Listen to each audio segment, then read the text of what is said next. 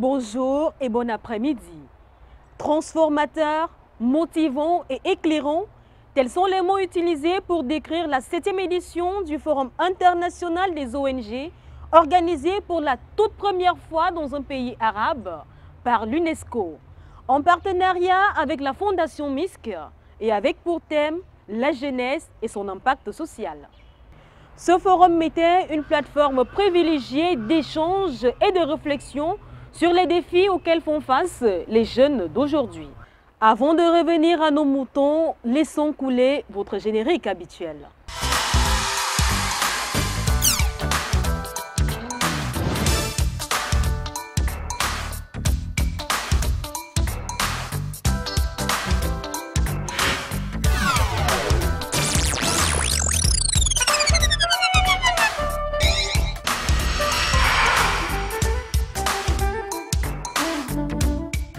Rebonjour aimables téléspectateurs. Au menu de ce 85e numéro TéléJ, le repas de corps organisé par cette émission. Nous irons également à la découverte de Cameroun Gallery et de l'Agence universitaire de la francophonie. Dire non aux inondations et aux tâtres dentaires entre également au menu de cette émission. Depuis 2 ans, à chaque fin d'année, l'émission TéléJ a institué au sein du groupe le repas de corps. Il s'agit pour les membres de l'émission de se réunir dans un restaurant pour partager convivialement un repas. Pour cette année, c'est le restaurant Yellow, situé au quartier Ngousso, qui a accepté de nous accueillir. Voici comment les membres de l'émission TéléJ se sont amusés.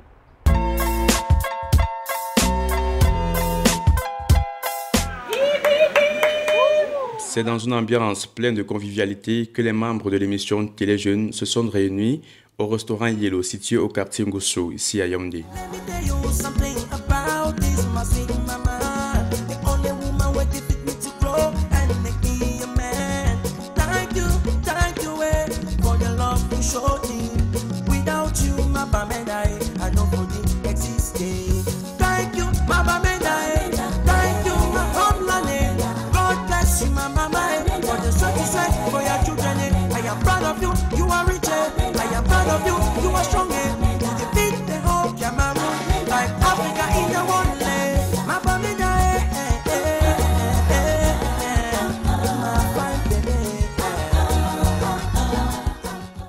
Un cadre modeste ouvert à ses clients accueille cette fois-ci les membres de l'équipe Télé Jeunes par les mains de sa patronne qui, elle, nous éclaire sur le concept Yellow. Ça part d'une idée qui veut concilier la nourriture classique qu'on consomme généralement dans les restaurants et le traditionnel. On a pris l'habitude de consommer le traditionnel dans des coins un peu reculés, pas souvent très agréables. On s'est dit, écoute, on peut aussi manger de la nourriture traditionnelle dans un endroit bien, un endroit chic, où on peut organiser son petit rendez-vous dans un endroit bien et puis manger traditionnel. Après avoir rendu grâce à Dieu, par la bouche de Félix Ifouta, la tenancière va nous présenter le repas. Nous avons fait une entrée que nous appelons Macédoine. Et en plat chaud, nous avons un fricassé de poulet aux petits légumes. Et puis nous avons du ndolé, poisson fumé, viande fumée. Pour accompagner cela, il y a des fruits de pomme, il y a des fruits de plantain, il y a du riz qui va suivre. Et puis en dessert, vous allez également avoir une salade de fruits.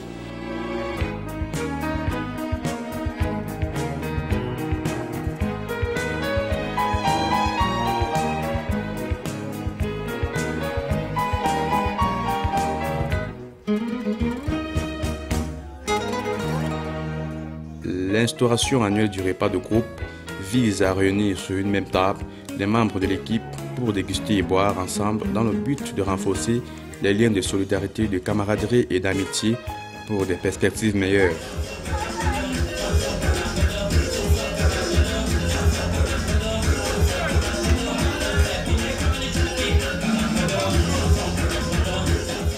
Lorsque manger rime avec boire, Dame danse s'invite naturellement.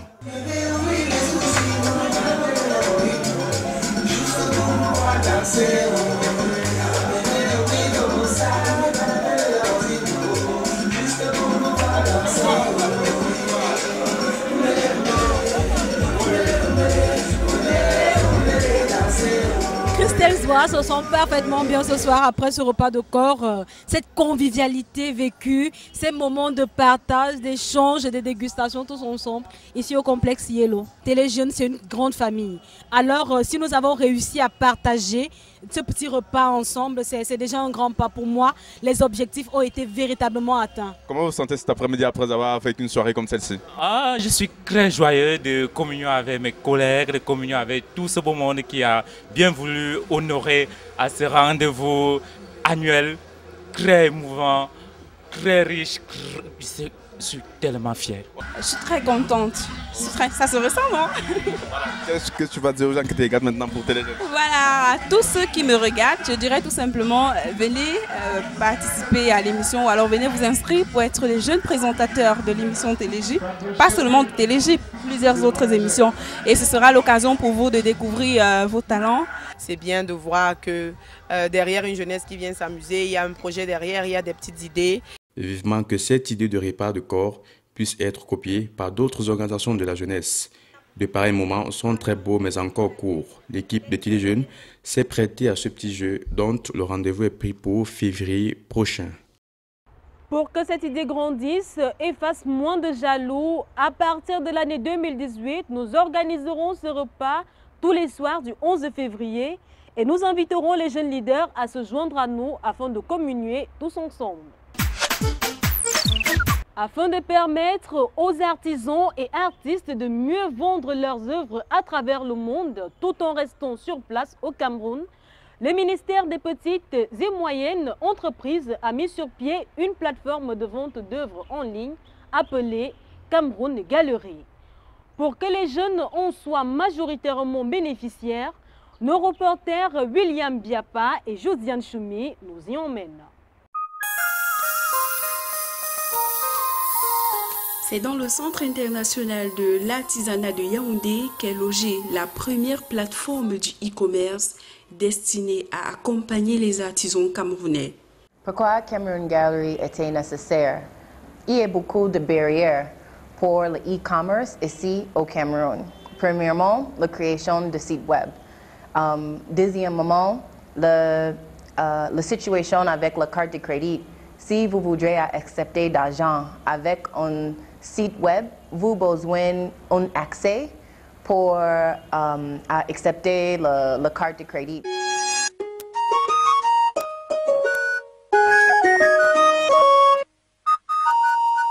Cette initiative du ministère des Petites et Moyennes Entreprises, unique en Afrique, se positionne comme une grande opportunité pour les artisans de vendre leurs œuvres d'art dans le monde via Internet. Quand ils viennent de notre bureau, ils doivent remplir un formulaire qui et avec ça, ils doivent expliquer bien ses noms, le numéro, la place où ils fabriquent les choses, le type de choses qu'ils produisent, tout ça, tout ça. Et après ça, l'artiste peut venir de notre bureau avec minimum de 3 produits. Cameroun Galerie dispose de 2 bureaux, dont un à Yaoundé et l'autre à Limbé, qui accueille et enregistre les artistes. Les œuvres reçues sont publiées en photo sur le site de Cameroun Galerie, puis acheminées aux États-Unis sans taxe. Une semaine après, ceux-ci peuvent se mettre dans l'attente des fruits pécuniaires de leur vente. La dernière année, ce secteur a gagné plus de 2 billions de dollars. Et ça, c'est une grande opportunité pour l'Afrique et même Cameroun. Et ça, c'est pourquoi Cameroun Gallery était nécessaire, parce que l'artiste ici doit entrer dans le domaine de e-commerce. Ce n'est pas un choix, c'est une nécessité. Les bénéficiaires en parlent. Cameroun Galerie, nous, on ne paye pas les impôts. Nous, on ne paye pas, avant, pour envoyer les choses hors de pays, c'était difficile parce qu'il fallait aller à la chambre de commerce, il fallait les papiers. Il faut tout juste aller déposer tes œuvres, tes objets et tu viens attendre chez toi. Dès que c'est vendu, on vous appelle de venir récupérer votre argent. Vraiment, je suis très content. Depuis, j'ai commencé à travailler avec les Cameroun Galerie. Nous, les artistes, certains artistes, ce n'est pas tout le monde, parce que c'est pas tout le monde et tout le monde n'a pas encore découvert. On remercie Cameroun Galerie Monsieur le ministre, il a fait beaucoup d'efforts pour nous, les artistes. Je le remercie, surtout moi, Jackson, je le remercie encore. La priorité est accordée aux objets d'art qui ne sont pas cassables. Cameroun Galerie est venu répondre aux préoccupations des jeunes artistes. Vivement que les jeunes artistes sculpteurs, peintres et autres amoureux des arts profitent au maximum de cette plateforme du e-commerce.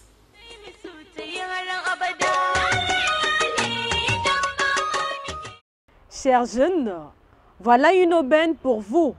Rapprochez-vous tout simplement pour bénéficier de cette plateforme de la directrice de ce projet, Madame Maxine Moffett. Logée au sein du campus de l'Université de Yaoundé 1, l'agence universitaire de la francophonie est inaugurée le 11 octobre 1995 par le Premier ministre de l'époque, Achidi Achou. Elle dispose en son sein d'un campus numérique. À quoi sert-il? Qu'est-ce qu'on y trouve? Tentative de réponse dans ce reportage. C'est dans les locaux de la direction Afrique centrale et des Grands Lacs de l'agence universitaire de la francophonie qu'est logé le campus numérique francophone de Yaoundé, une représentation de l'agence mère créée en 1995. L'agence universitaire de la francophonie, en abrégé AUF, est une association d'établissements d'enseignement supérieur et de recherche ayant en commun la langue française, qui dispose de 37 campus numériques francophones. Ici, on retrouve 3 types d'activités. Les activités liées à l'accès au savoir, à savoir la création et la mise à disposition des usagers, étudiants en particulier, d'une bibliothèque qui leur permettait d'accéder à certains ouvrages. Ensuite, c'était la facilitation de l'accès à Internet à travers des espaces numériques. À côté d'offrir l'accès à Internet aux différents usagers, l'AUF s'est également intéressé à accompagner à travers la formation, le soutien financier et le conseil des établissements d'enseignement supérieur et de recherche dans la production des programmes de formation à distance. Donc l'AUF a mis en place cette plateforme FOAD, de formation ouverte à distance, qui permet à des jeunes, soit camerounais, soit d'ailleurs d'autres pays africains, de pouvoir accéder à des programmes de formation diplômants qui ne sont pas offerts par les universités de leur territoire de résidence.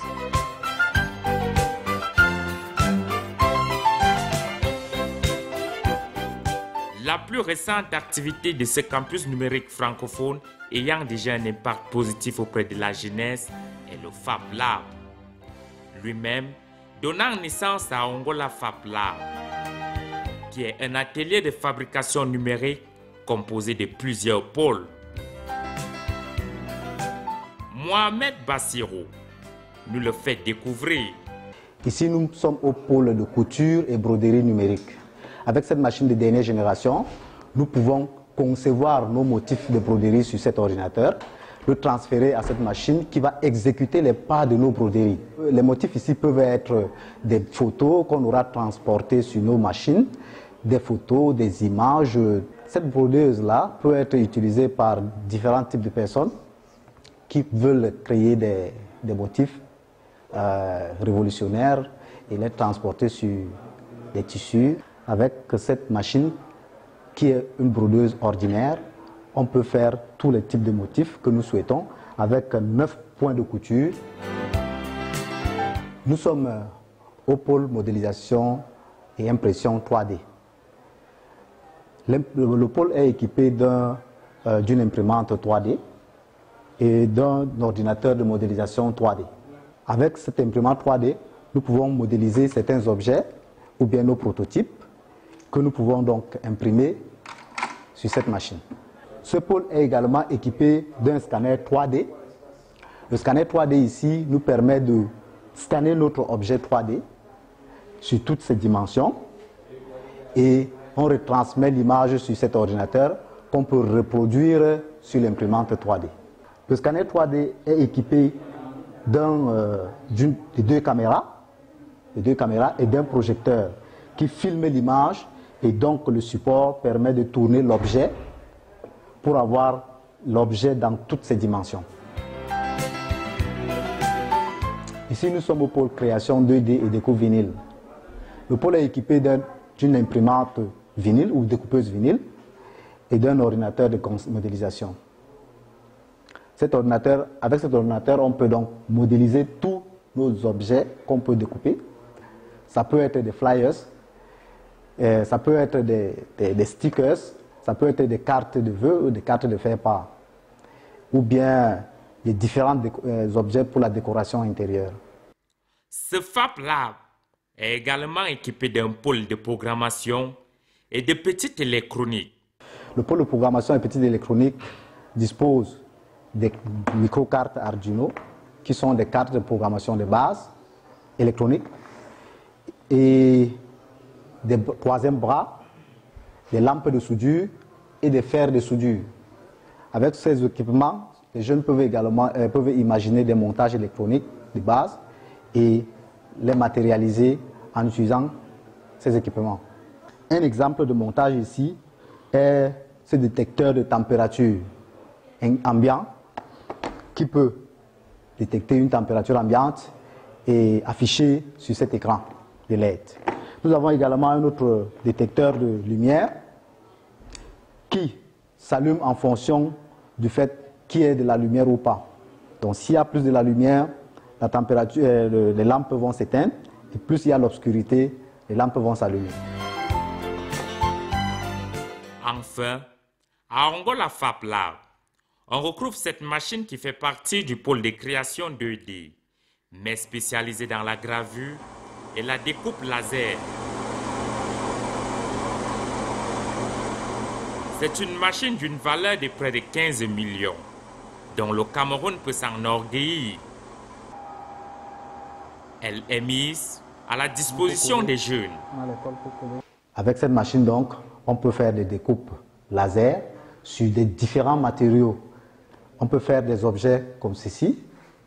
On peut faire des gravures, des photos sur des cadres en bois. On peut également faire des découpes pour faire exemple de ces porte-clés. Elle peut également graver sur des épaisseurs très fines. Elle peut découper jusqu'à 15 cm d'épaisseur en fonction des matériaux. Tout ceci est un don d'une entreprise citoyenne de la place, visant à accompagner les jeunes, à faire d'eux de véritables start-upers. Ils sont désormais nombreux à fréquenter Angola Fab Lab. Qu'on ait moins de 15 ans, plus de 15 ans, qu'on soit élève, chercheur d'emploi, sans emploi, informaticien, start-upper, tout cela, qu'on soit même déjà en service dans une entreprise, on est éligible pour arriver à Angola Fab Lab. Mais actuellement, tous les samedis à 14 h, nous organisons ce qu'on appelle des Open Labs. Ça veut dire des journées ouvertes où on donne l'occasion aux jeunes de venir, de comprendre ce que c'est qu'Angola Fab Lab, de comprendre ce que c'est que la vision d'Angola Fab Lab, de voir le potentiel des machines que nous avons. Et après, maintenant, ces Open Labs, tout le monde est invité gratuitement à venir à Angola Fab Lab selon un canevas bien précis. Depuis sa mise sur pied le 6 avril 2017, plus de 100 jeunes y sont déjà passés. Ce campus numérique francophone de Yaoundé se donne une nouvelle orientation. Le campus numérique francophone devient un tiers-lieu entre d'une part le monde universitaire, le monde socio-professionnel, un tiers-lieu académique, un tiers-lieu de l'innovation numérique. Ce campus est désormais ouvert à toutes les couches de la population, à la jeunesse d'en tirer le maximum de profit. Les grands travaux entrepris sur les rivières de la ville de Yaoundé dans le cadre du PADI 2 entendaient projet d'assainissement de la ville de Yaoundé sous la houlette de la communauté urbaine. vise à en finir avec les inondations. Inondations, c'est le sujet qu'a traité notre reporter Marinjana dans le cadre de la sensibilisation et de l'éducation des populations que mène ERA Cameroun. Suivons attentivement. Si l'abondance des pluies est l'une des causes des inondations, il va sans dire que les constructions anarchiques et les ordures ménagères déposées dans des rigoles ou des cours d'eau peuvent en être les principales.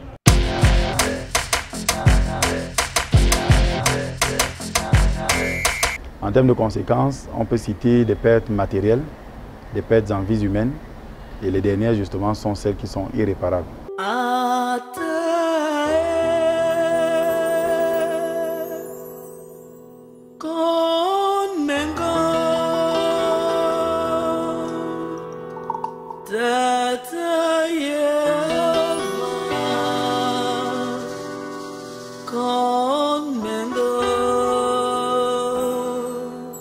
Pour pallier au problème d'inondation, la communauté urbaine de Yaoundé, avec l'aide de ses partenaires, la Banque africaine de développement, l'Agence française de développement et le Fonds pour l'environnement ont mis sur pied ce grand projet.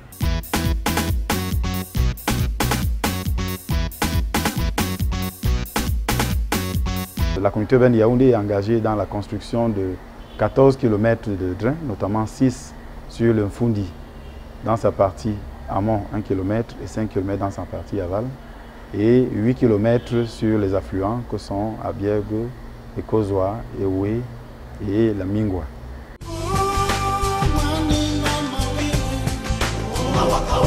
Les inondations sont une affaire de tous. Pour éviter d'en arriver là, voici quelques conseils.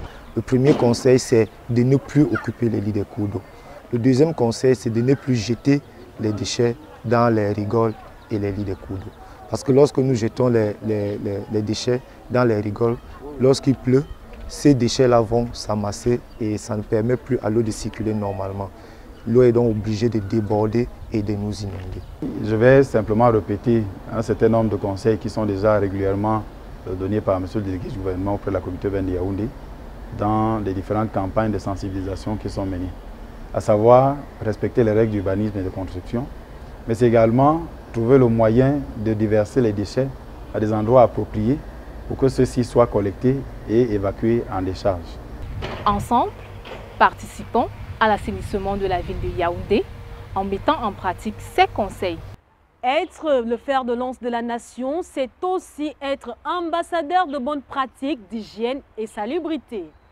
Chers jeunes, disons non aux inondations. Environnement sain rime avec corps sain et surtout bonne hygiène bucco-dentaire. Retrouvons Désiré Njanamboua qui revient sur le théâtre dentaire qui ne cesse d'envahir nos dents. Aujourd'hui, je vais vous entretenir sur l'hygiène bucco-dentaire. Je vais vous parler de la plaque dentaire, communément appelée l'enfant du tâtre. Qu'est-ce que la plaque dentaire? La plaque dentaire est cette substance blanchâtre ou jaunâtre qui se dépose sur les dents. Tout le monde a la plaque dentaire. Lorsque nous passons la langue sur nos dents, nous pouvons ressentir cette plaque. Elle se forme 4 heures après brossage. Mais lorsqu'on ne se brosse pas les dents, elle s'accumule et se transforme en tâtre. Le tâtre, c'est la plaque bactérienne qui s'est calcifiée. Certains pensent que c'est une décoration dentaire et pourtant c'est l'une des conséquences de la mauvaise hygiène bucco-dentaire. Plus le tâtre durcit, plus l'éliminer devient compliqué. À ce stade, il faut voir un chirurgien dentiste pour se faire systématiquement un détartrage. Voici à quoi ça ressemble.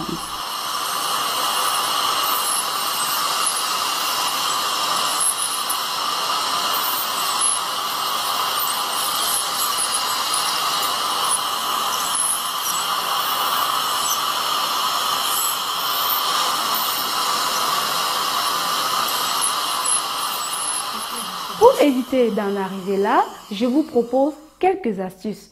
1. Se brosser les dents et se flossir, c'est-à-dire utiliser le fil dentaire chaque soir après brossage. 2. Utiliser le charbon actif. Il empêche la formation du tartre. 3. Utilisez l'eau oxygénée ou l'eau de mer comme bain de bouche. 4. Utilisez le bicarbonate de sodium pendant le brossage. Comme conseil, nous vous proposons de manger constamment la goyave. C'est un anti-plaque. Elle agit comme une gomme sur les dents.